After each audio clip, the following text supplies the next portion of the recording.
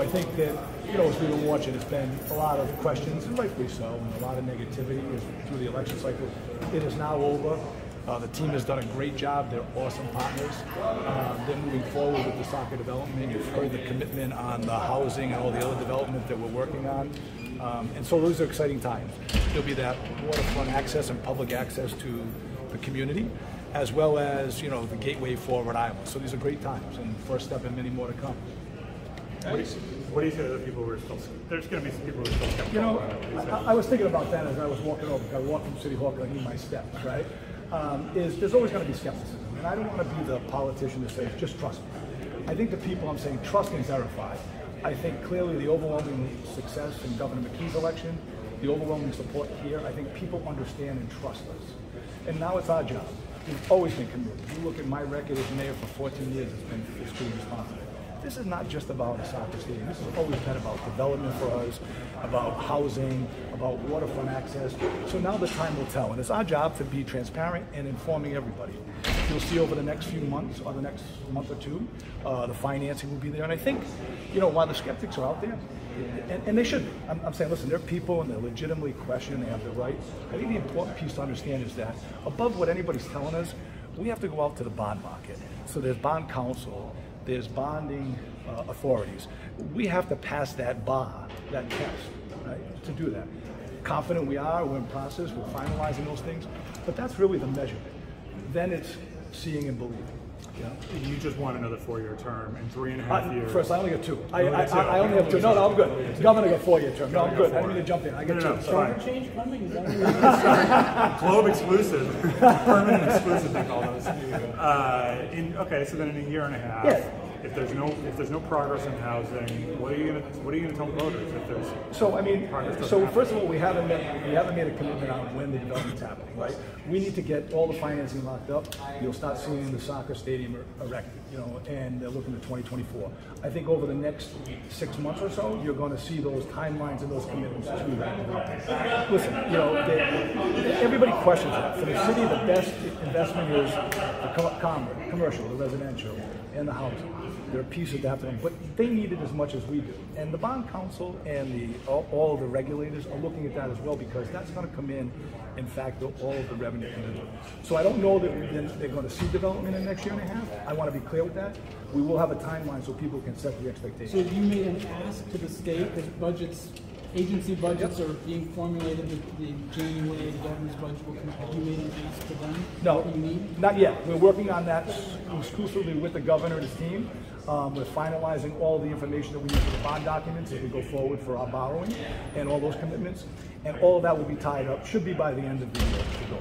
And you'll start to see. We won't have a timeline, but we'll have some of those commitments. Then we'll start looking at the timeline for first housing, groundbreaking on the housing, the commercial, those pieces of that.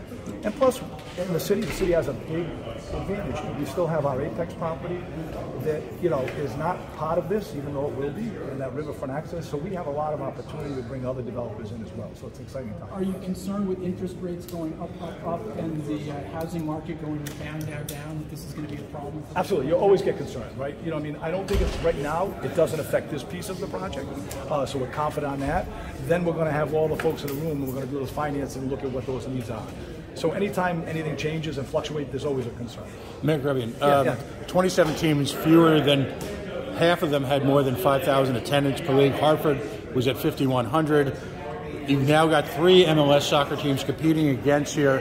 How does this possibly, based on other media reporting as well, how does this possibly make the numbers to, if you will, satisfy the TIF financing? So that is always where you come from, Pat.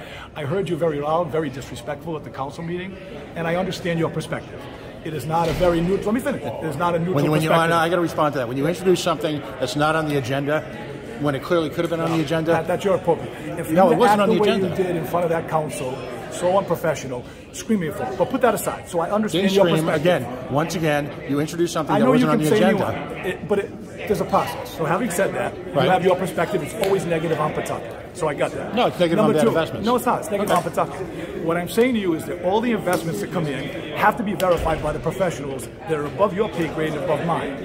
And having said that, we have to meet that. So I'm not worried about the stadium. Those numbers were going to be factual based on this. This is not a 38 studio. Rhode Island and Pawtucket have to move over that, especially you, have to move over the growth and opportunity for our community. Even though the numbers don't work. You're just talking about attendance. Oh, I'm talking about people like WPRI. But everybody has told you. You just heard them, Pat. I'm not going to fight with you. Everybody's for it. Okay. Right? No, you just heard how the numbers work. The numbers are going to be out there. You can't just spin it your own way. You have to be factual and take all the data, not just a perspective. And you'll see that. And by the way, the factual data just came out in the last few days. So, I mean, one could argue that you waited until after the election if one was cynical. I'm not cynical. You've been saying that all along. I got it. You are cynical. And I appreciate you, but I respect you.